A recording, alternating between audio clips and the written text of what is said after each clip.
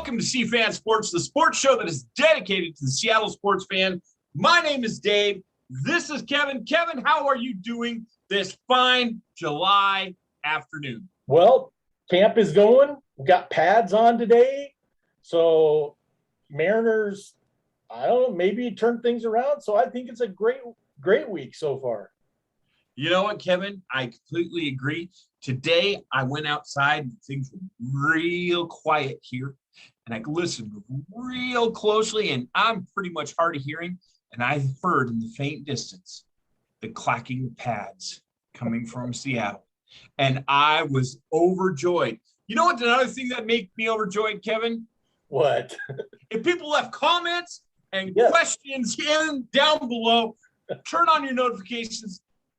Subscribe here if you're new. Please keep us going. Keep us afloat. Man, that would be absolutely make me overjoyed. One of the things that's making me overjoyed, Kevin, is the defense. Man, everything I'm reading so far, I am giddy and happy about what is going on with not just our defensive line, but our linebackers and them pesky little defensive backs are going to make this cut down season very, very close. Yes. Kevin, do you have any surprise cuts that you're starting to kind of get a feeling about real quick up here in camp? Anybody that you think could be on the verge of losing their job and no longer being in the blue and green for our Seattle Seahawks?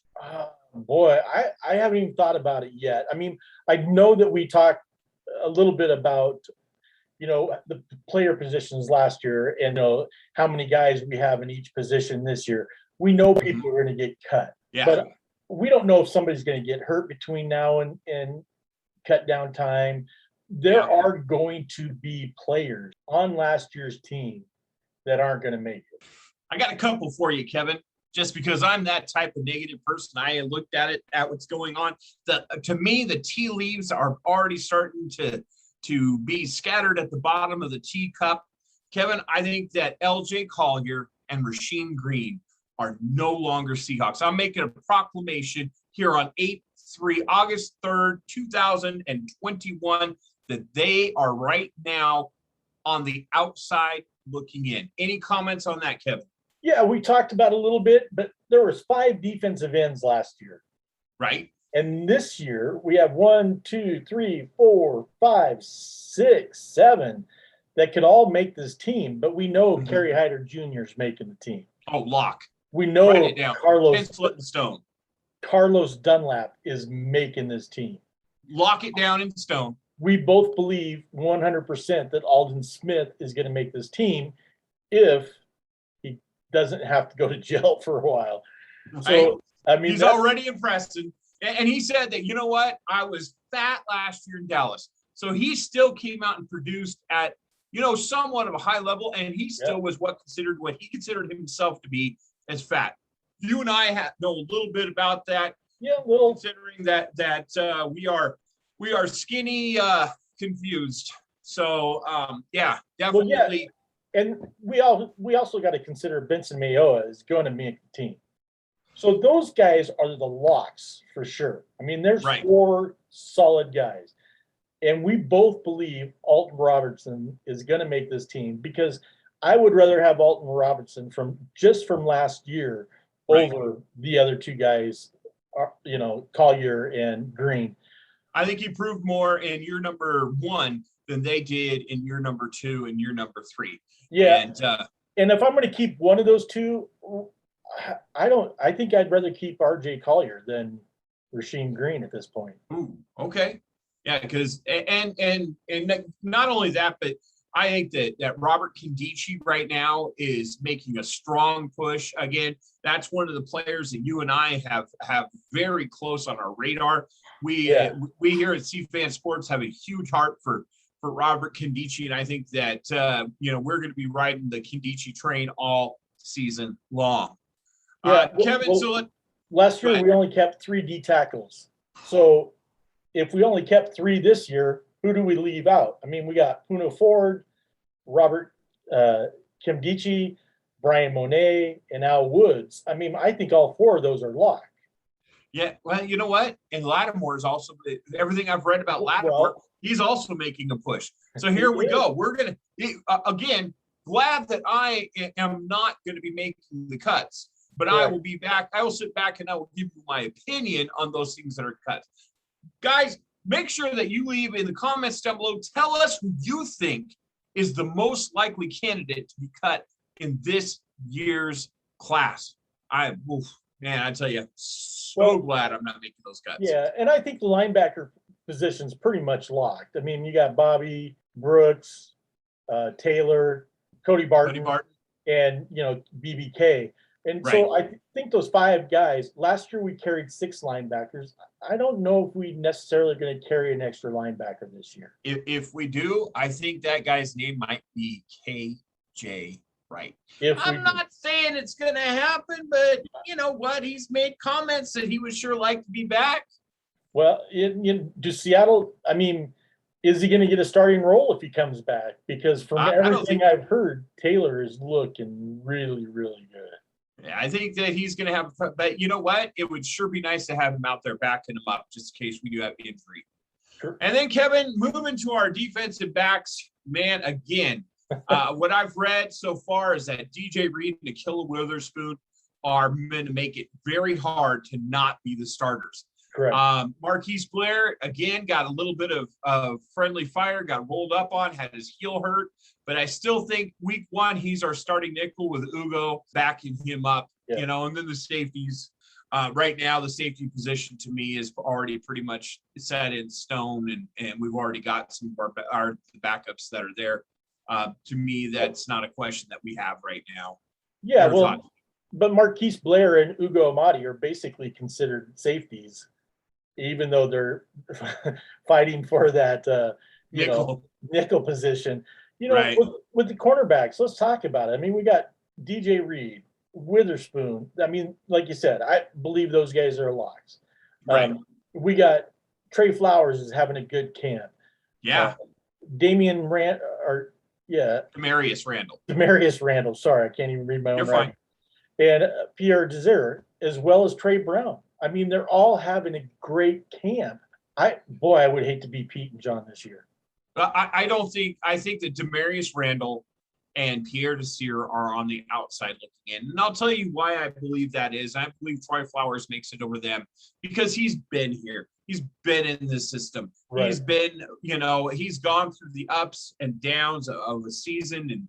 And I think that Pete is the type of guy that if it's a dead heat between those two guys, that Trey Flowers is going to get that nod and able to move forward with the Seahawks. Well, and I think it's just one of those guys, if any of them, between, Randall and Desir, I think it's between one of those two. I think we're going to keep 5 for sure. So 1, 2, 3, 4, 5. So I believe that one of those guys is going to make it. The 6th one, I think that's the battle right there. Those two guys, we know Trey Brown's going to make it. Yeah, they want him on special teams. They want him. And so I think it comes down to that. Wow. Go to the offensive side of competition at receiver. I mean, tight end, I think we're locked at tight end with 3 tight ends. I do too. I think last year, you told me that last year we kept 4. I think this year we only keep 3. I think the only reason we had 4 last year is because, first of all, we had injury concerns about Will Dissly and Olsen. Yeah. And Colby Parkinson started on the injured reserve list. I only see him carrying the 3 this year with Will Dissly, Gerald Everett, and I think they're going to need that roster spot. I think they've got too much talent everywhere else. Right. Well, last year they kept 2 quarterbacks, 4 running backs, 6 receivers, 4 tight ends, and 10 offensive line. Right. I think they're going to keep 8, 9, or 10 offensive linemen again this year. I do too. I think I'm not sure if Robert Shell makes it over Cedric Abwehi from what I'm reading. Cedric Abwehi may be our right tackle week 1. And, all this offseason, I've locked in Robert Shell, but, Abwehi has been out there and he's performing. So if there's a battle, that's only good for our offense. Right. So let's talk about running backs. I mean, we kept 4 last year. So, I mean, right now we got Chris Carson, Yep. I'm Rashard, going to pencil him. He's a little bit of a good. He might make this team. He might make the team. There's Rashard Penny, who's having a strong camp so far. Looks phenomenal. DJ Dallas. Is he going to make the team? Yeah, I still. Well, you got Alex Collins, who's looked really well in camp, and then you got the kid from, the undrafted free agents, Johnson. You're not even mentioning Homer. Homer's on the pup, so he's in my opinion. Never mind. We're not even thinking about Homer. Anyway, so here's I think the battle comes down to those three: DJ Dallas, Travis Homer, and this Johnson kid that is an undrafted free agent. I mean, I think that there is competition at that fourth spot. I've heard a little bit of rumblings that Alex Collins may put on a few pounds and they may try him out at fullback as well. Well, if they did that, I would love to see that. Right. I think he would make a great fullback because he is a battering ram. So, I mean, there's some thoughts there. Who knows if any of that thought will work. And then you get out to the wide receivers. Again, we got DK. That guy Tyler might make the team. I think he's got an out. I think he's got an outside shot. I think the Dwayne Eskridge guys has a shot at making it.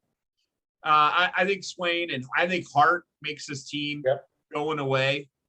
So Swain, Hart, that leaves us what, 2 more positions? Well, with Eskridge, it leaves us 1 more position. If he could, well, he's already running. Yeah. So they've already got him running. Well, that's what I'm saying. I think it's a battle. I think you got some young guys, some undrafted free agents that could make this team. It comes down between Cade Johnson and John Ursua. I'm pretty sure that Cade Johnson, just because of his size and athleticism, will beat out John Ursua. As much as I love John Ursua, I think that's a guy that's not gotten a shot and probably deserved to get a shot in Seattle. But there's talent there. Then you got the kid from Stanford. Northridge. He's a special teams guy. I mean, yeah. So like I said, I don't want to be John Harpeet this year, which is a great thing as a fan. Right? We get to sit back and be judges. Hey, that was stupid. All right, Kevin, speaking about quarterbacks that get hurt, and our first game of the year that's coming up in Indianapolis, Carson Wentz has to have surgery on his foot. Kevin, let me ask you this. Game 1 in Indianapolis, how big of a help does this injury make for Seattle? Now, before you answer that, knowing how UW certified that you are,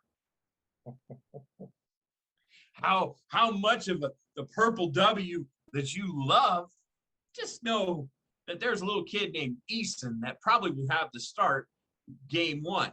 Yeah. Are you more excited or less excited going up against Eason? I was not a fan of Eason. Oh, that's sacrilege, Kevin. Well, and the reason why I actually wanted him to stay another year, because in my opinion, I don't think he was accurate enough. Has an arm. Boy, does the kid have an arm. But what's that? He can throw the deep ball. He can throw the deep ball. But I never saw the accuracy that I really believe you need to be an NFL caliber quarterback. Not saying he can't, but at UW, I didn't see it.